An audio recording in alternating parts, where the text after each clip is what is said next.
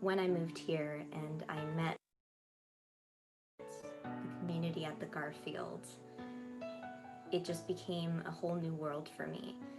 It inspired me to pursue the arts in a way that I never really had before. I found so many friends and so much community at the Garfield Theater that it pretty much changed my life. I believe, again, that the arts allow us and kids to express ourselves fully, to um, think unfettered, and to create without the normal pressures of life. And I think that allows us and kids to kind of find out who we are and truly master ourselves and develop into the best versions of people that we can be. Every year I would call Women Helping Women the biggest annual group hug in Chestertown. And that's what can happen when you have a special community like we do and a special venue like the Garfield Center for the Arts. There's no place like it. There's no family like it. And I am blessed and honored to be a part of it. I know that I am a huge fan of the Garfield and I love it, and I would assume that you do as much as I do.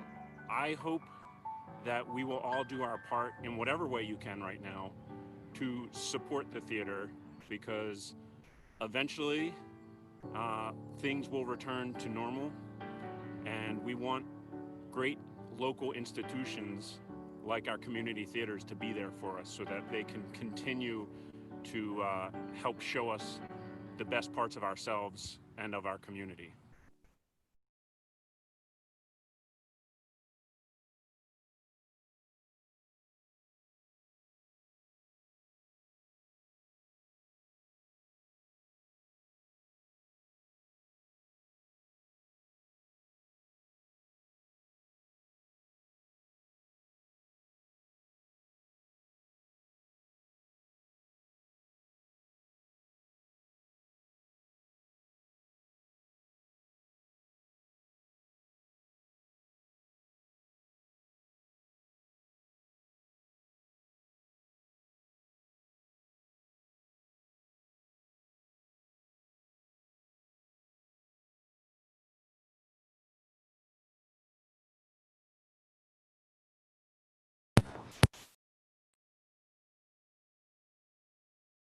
Good evening, ladies and gentlemen, and welcome to GCTV. Sorry about that. I had a little problem with my microphone.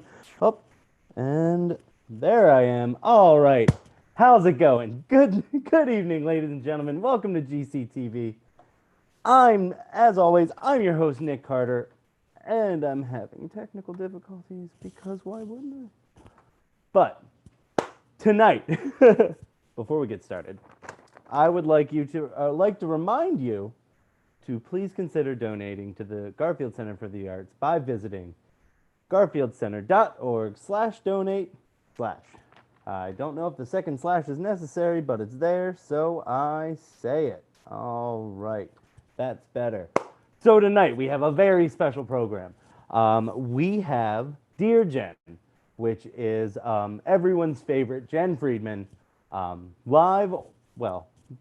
live on the Garfield stage. Doing a really fun show. I'm not going to say much more. I'm just going to get right to it. So enjoy.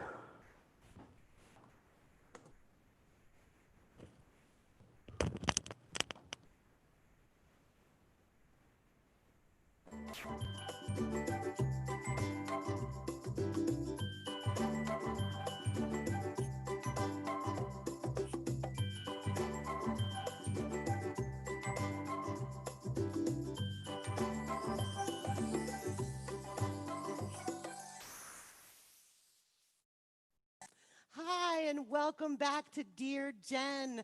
I'm your host, Jen Friedman, and of course, this is the lovely co-host, Iris. Iris, say hello to everybody out there. They just love you, and we're glad you're joining us today. I'm actually going to put you down for a moment. Well, not put you down, but I'm going to put you on the floor, okay? This is a friendly family program, and we don't put people down. There we go. Thank you so much. I'm so glad to be back with you all again.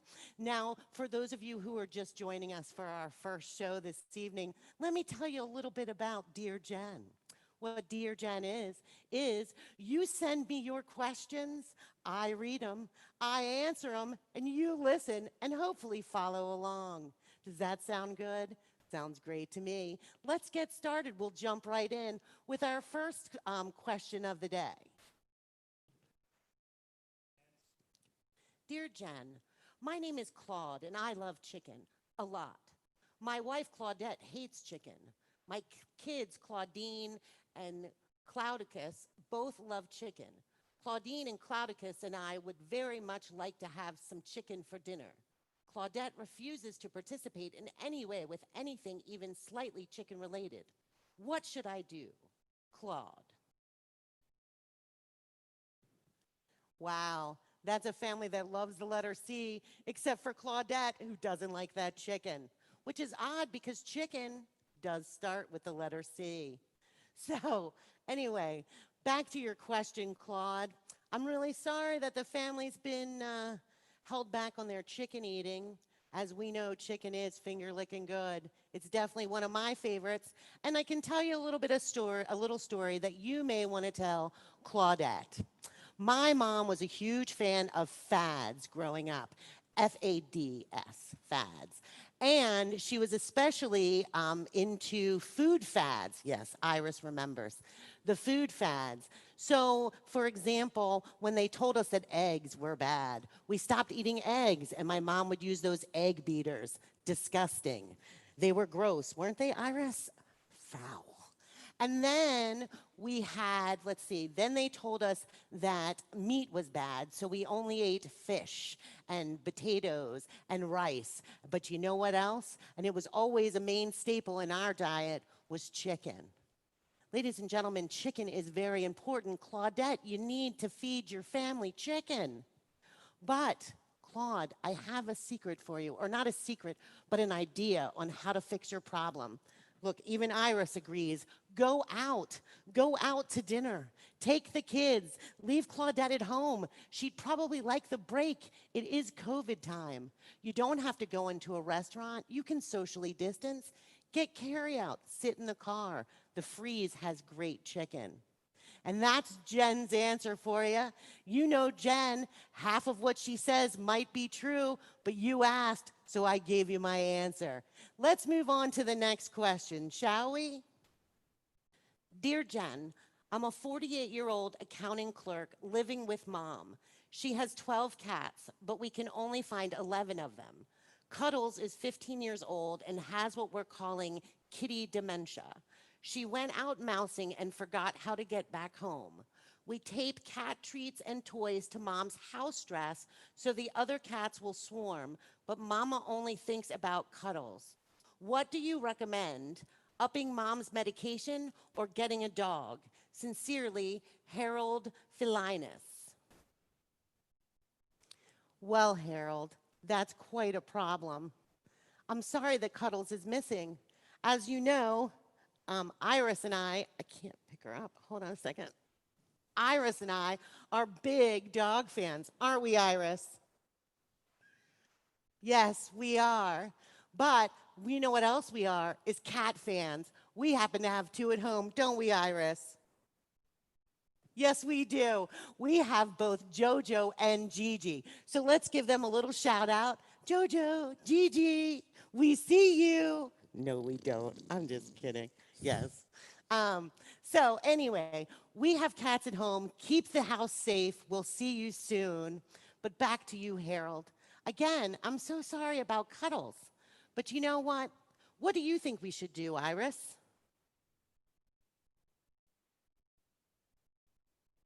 That's right. Iris thinks that you should be making posters and hanging them around the neighborhood. I know you've got to have pictures of Cuddles, especially if she was your mother's favorite and being around for 15 years. So Iris and I think that you should definitely make posters. Now they have these great printers that have color. And you can buy color ink and they make great pictures. And now people are becoming their own photographers, like fancy photographers, just using cell phones. But I guess since Cuddle's missing, you can't take a recent photo of her, or not a recent, but a current photo. But maybe you could take one that you've taken before on your cell phone, because I know that we take a lot of pictures together, don't we, Iris? Well, not selfies, but I take pictures of her all the time. She's very photogenic, don't you think?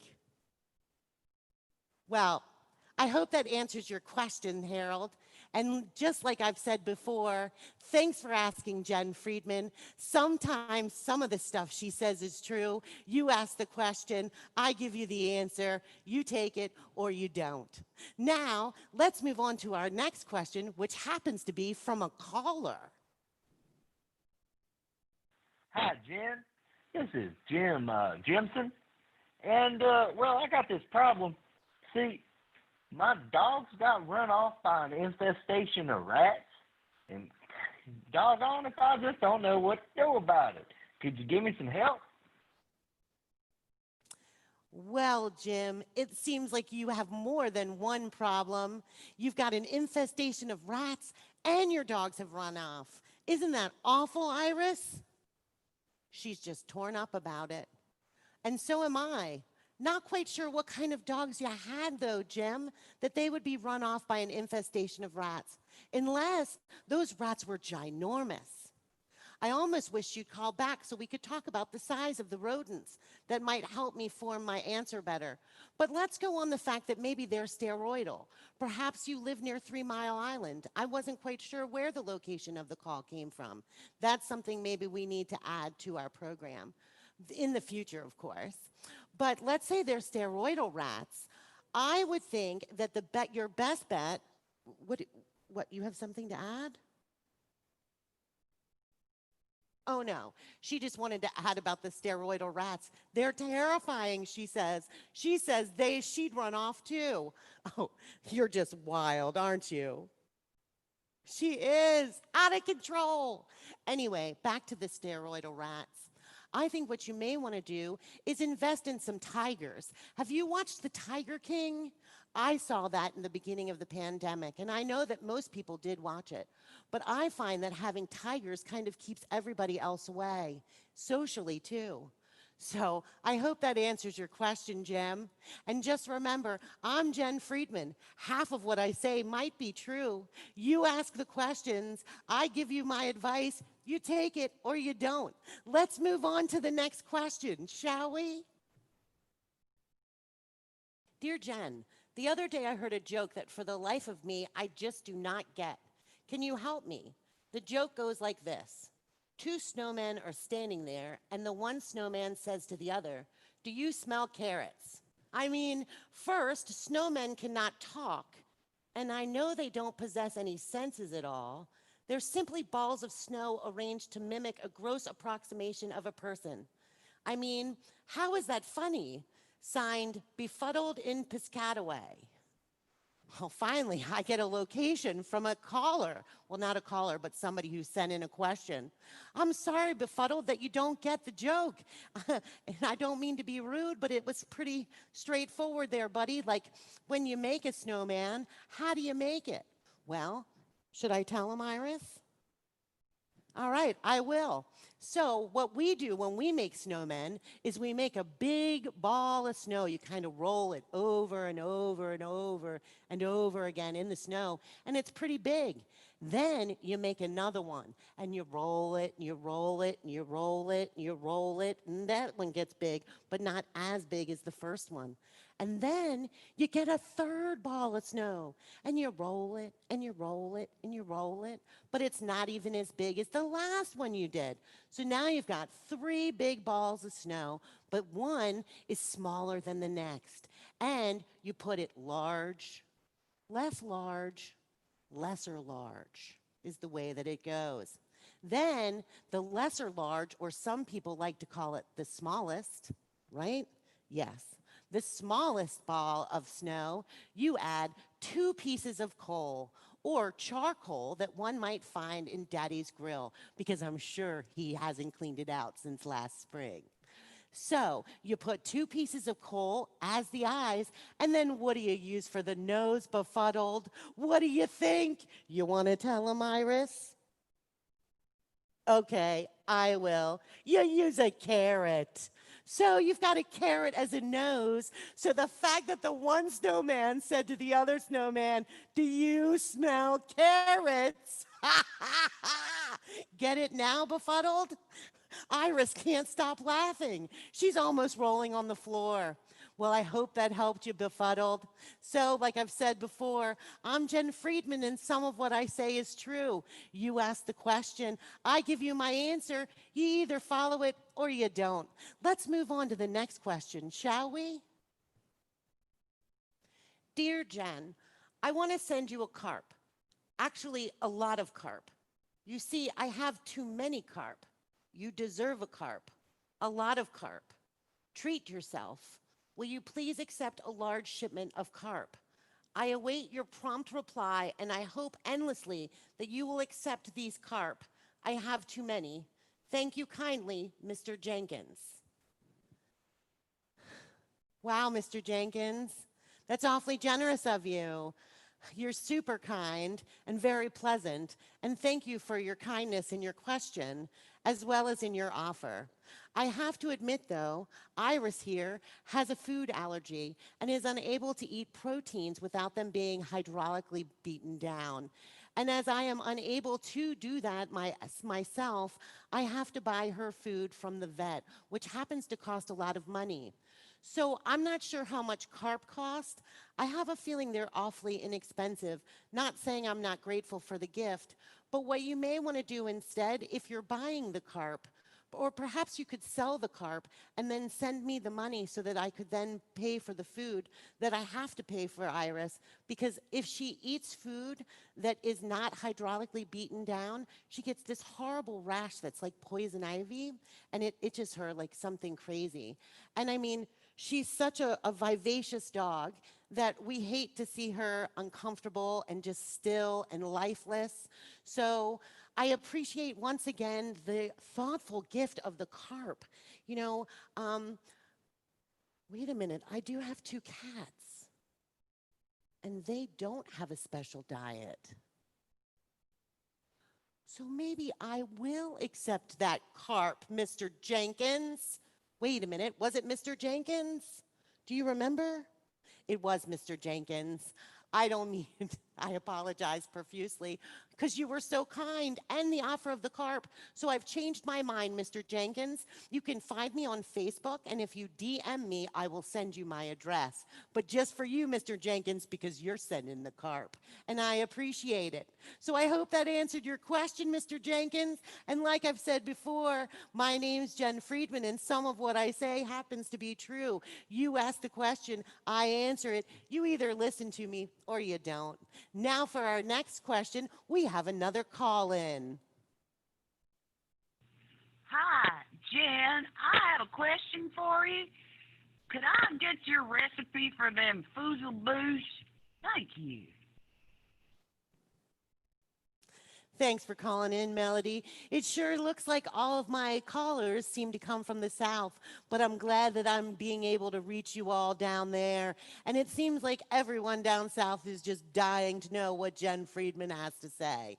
Well, as far as the Foozleboos, for those of you who don't know what Foozleboos is, it is a cookie, a brownie, and a granola bar all wrapped into one. Pretty magical if you ask me. And obviously, one of Melody's favorites. Well, Melody, unfortunately, that recipe has to stay with me. It's an old secret. I can't say family because it is an old family secret. It just doesn't happen to be my family. But the original owner of the Feast of Reason, for those of you who don't know the Feast of Reason, it was the best lunch place in Chestertown and probably Kent County by far. Granted, it was 10 years ago, so I'm not insulting any current restaurants. Anyway, and I happen to own the Feast of Reason, but only for the last 14 years of its existence. The original owner was the one who came up with the recipe of Foozleboos. Actually, it's a made-up word. That's why you can't find it in any kind of recipe book, because what he did was he took a pan of the delicious treat, which was like a cookie, brownie, and a granola bar, to a classroom full of small children and asked them to name it. And a little boy tried to write fudge bar, and instead wrote the famous name Foozleboos. So, Melody, I wish that I could give you the recipe, but if I did, I'd have to kill you. And I don't want to have to do that. So, I hope this answers your question. And like I've said before, I'm Jen Friedman, and half of what I say might be true. So, you ask the question, I answer it. You either listen or you don't. Let's move on to the next question, shall we? Dear Jen, I'm playing Texas Hold'em poker and I'm holding a 3 of spades and a 5 of hearts. The flop was King of diamonds, 4 of clubs, and a 7 of hearts. The bet is $3 to me. Should I call, raise, or fold? If you could, please get back to me quickly as the other players are growing impatient. Thank you, Marvin. Okay, Marvin, go ahead and bet. That's what I have to say. Bet and pray for a 6. It's coming. You're going to get that straight. I can feel it. And then you're going to take it home. And when you do, make sure that I get part of the pot. Because I haven't played poker in a super long time, Texas Hold'em. I used to play once a month with my friends. It was awesome. We would get together. My one friend even built his own poker table. It was awesome. It had the felt. It even had lights around the rim. It was so fancy, we had to use coasters on it. That's how fancy it was. There were snacks, but they weren't meant to be left on the table. And we would always have so much fun. Plus, it was a cash buy-in, $10. And first place, second place, and third place took money home at the end of the night. Now, we weren't rolling in it. Sometimes third place was like $6, but it was still $6 more than that person came with. Well, that's not true because it cost $10 to buy in. But still, they got $6 back. That's pretty darn good, especially for a local game. Wait a minute. Am I talking about something that's illegal? We're allowed to play Texas Hold'em. I don't think that's gambling. So I'm going to keep going with the story, right? Right. So we used to play Texas Hold'em all the time. And then my friends did something really wild. They had kids. And kids changed everything. They're awesome, but the poker ended. So I'm really glad that you're getting to play, Marvin, and keep betting because I know you're going to win that pot.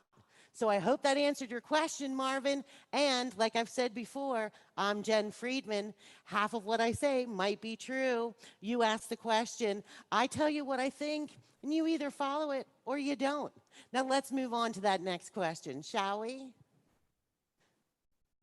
Dear Jen, if a chicken and a half can lay an egg and a half in a day and a half, then how long would it take a one-legged monkey to kick all the seeds out of a dill pickle? Hugs, Groucho. Wow, Groucho, that was not only a mouthful, but a mindful. I have absolutely no idea what a chicken and a half is, or even an egg and a half. I think your question is a little bizarre. What do you think, Iris? Did she wake up for this one? I don't think so. Nope, sorry, Groucho. She's not moving. Must not have made any sense to her. But let me tell you a little bit about a chicken. I happen to have recently played a hen, which is a chicken, in a performance called Short Attention Span Theater. It was called Two Brooding Hens. And I was actually complimented multiple.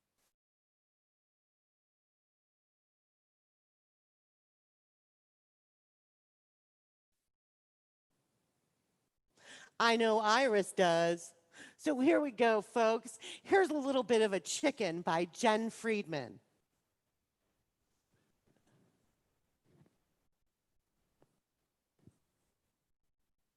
How's that for you, Groucho? I sure hope I answered your question for you. So, like I've said before, I'm Jen Friedman, and half of what I say might be true. You ask the question, I give you my answer. You either take it or you don't. And now we've got another caller. Let's go on to their question. Hello, Jen. My name's Petey Fiskin. I run this animal hospital. And, well, we got these groundhogs in, and they keep digging up in the ground. But what they've ended up doing is flooding my basement. I don't know if you had any advice. Thanks for considering me. Petey, that just sounds awful for the animal hospital, especially since that's one of the places that Iris and I frequent often. Isn't it, Iris? Yes, it is. You're such a good co-host. We're like Regis and Kelly, aren't we, folks? Except it's Jen and Iris. Couple of kids, couple of wacky girls, just hanging out, answering questions. But back to your question, Petey, and of course we would consider you. We always consider all of our friends, especially those from down south, because once again, that seems to be the only place all of my callers come from. But maybe that's where all of my questions are coming from, because I have no idea where Piscataway is. As you know, that was one of my last questions earlier today, but I digress. Back to your question, Petey. What should you do about the groundhogs that have dug holes in the basement of the animal hospital and then have caused a flood? What do you think, Iris? Should he have a fundraiser, maybe? Maybe a fundraiser is the way you dig yourself out of that watery basement. See what I did there? I think that maybe if you had a fundraiser for the animal hospital, maybe even had someone like Iris be the co-host, or maybe, well, I was going to say the host, but maybe I'd be the host and she'd be the co-host. Just an idea, Petey, because with COVID, my schedule is wide open when I'm not doing this show. So maybe that's what you need to do as a fundraiser. I don't know if you've ever seen Women Helping Women in Chestertown. Let me tell you a little bit about it just in case you haven't. Women Helping Women was a benefit that we did for 15 years to raise money for Dr. Maria Boria, who is a wonderful woman and did wonderful work as a gynecologist in this area. Well, for the past 15 years, last year being the last year we're doing it, I was the MC for 12 of those 15 years. Kind of one of the things that I do. So, Petey, if you are interested in having that fundraiser to help your wet basement, just give me a call. I'm there for you. Hope that answered your question, Petey. And like I've said before, I'm Jen Friedman. Half of what I say might be true. You ask the question, I answer it. You either take my advice or you don't. Let's move on to the next question, shall we? Dear Jen, if obfuscation is deemed more prurient than what some might call a sort of throwback sense of trembling inevitability, and if mankind is indeed stuck in an endless loop of do unto others as you would have them do unto you, yet we sleep in the beds we made and we trust that the hens will eventually, without a shadow of doubt, come home to roost, then at what point should I baste a roasted turkey? Plainly yours, Gilbert von Sandengluder flute. The answer is 6. Now let's move on to our next question, shall we? Dear Jen, I have watched your show for years. I love your hair. Me and the family have been wondering for a long, long time, did you pack your lunch or walk to work? Signed, Bertram Big Heart Bullock III. I always pack my lunch. And I used to walk to work, but I have a pretty bad back now, so I don't do a lot of walking. And oh yeah, right now I really don't have a job except for this. So I'm glad that you're watching because it definitely helps. I'm glad you like the hair. I've been doing it myself. Can you believe that? It takes a lot to look like this, but I am talented enough to do it to myself. Yes, I am. Nobody else touches this hair but me. So I'm glad your whole family likes to watch, sitting around the TV. I'm giving you a shout out, you big-hearted mama, you.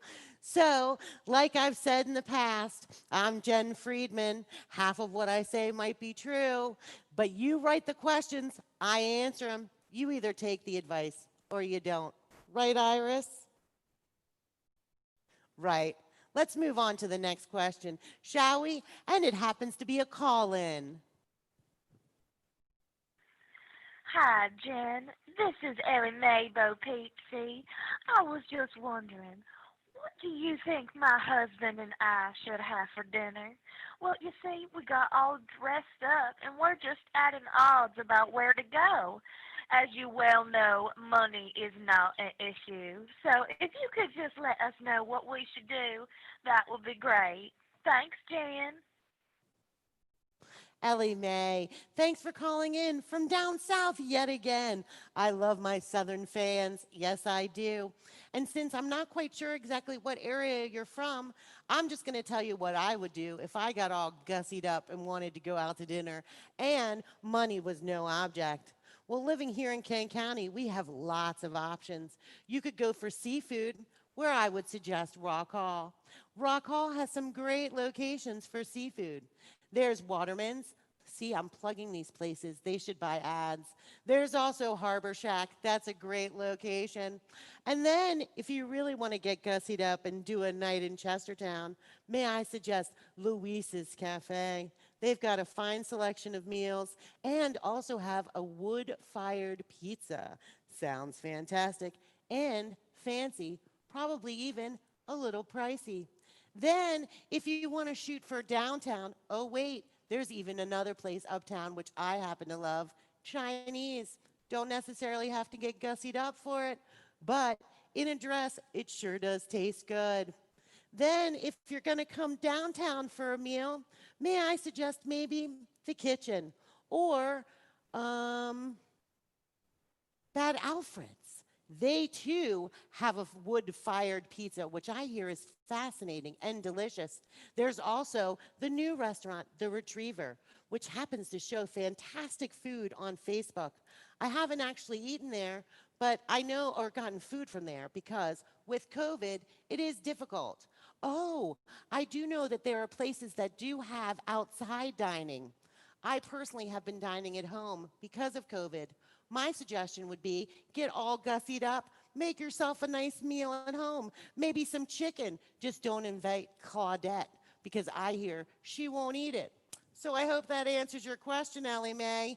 And like I've said before, I'm Jen Friedman. Half of what I say might be true. You ask the question, I answer it. You either follow it or you don't. Let's move on to our next question, shall we? Dear Jen, what's the difference in an orange? Yours, Stan. Well, Stan, the difference in an orange is that it's not a pear and it's not pink. I hope that answers your question, Stan. So like I've said before, I'm Jen Friedman, and half of what I say might be true. You ask the questions, I give you my answer. You either take it or you don't. Well, folks, that wraps up our show for this evening. I sure hope you've had as much fun as Iris here and I have. We've had a blast. Please make sure you keep those questions coming because, like I've said before, half of what Jen Friedman says might be true. You ask those questions, I'm going to give you my answers. You either take it or you don't. Iris and Jen Friedman say, night-night, bye.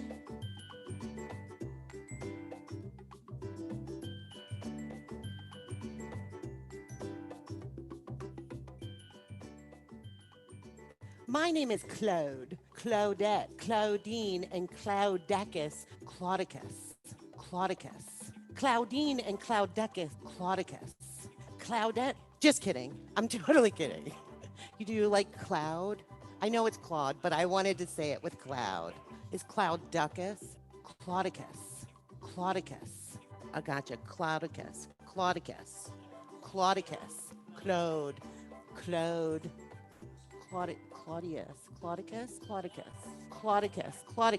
Claudicus. Chicken is so delicious. I can't believe that Claudette, it is Claudette, I hope, or was it Claudine? Well, your wife, let's just go with your wife. I do apologize if I've said the wrong name. So that's Jen, some of hell, but deep, and now on to the next question.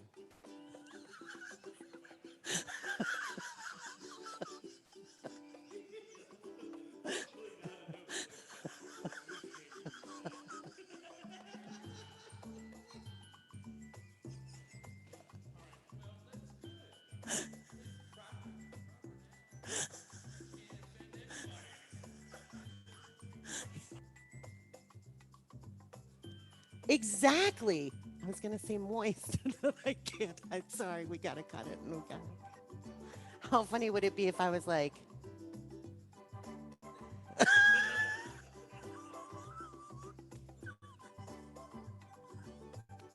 the bloopers are better than anything. Like just play that stuff. Like that's gold. Okay.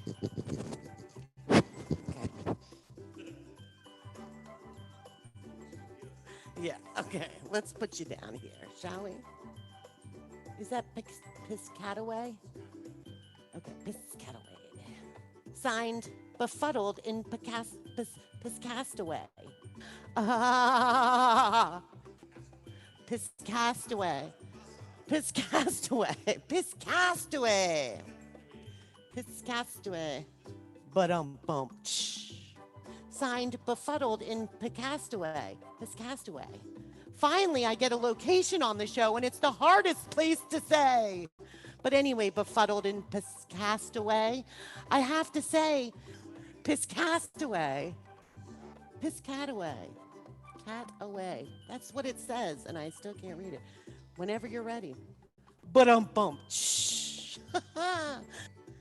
I got it now. Bump. I'm befuddled in Chestertown. That's right. Probably over the wow. Dear chicken, if a chicken and a half can. Dear Jen. Dear chicken. Obfuscate. How am I supposed to say that? Gilbert von Sondenglüterflute. Of course I can pronounce that, but I can't. Plainly yours, Gilbert von Sondenglüterflute.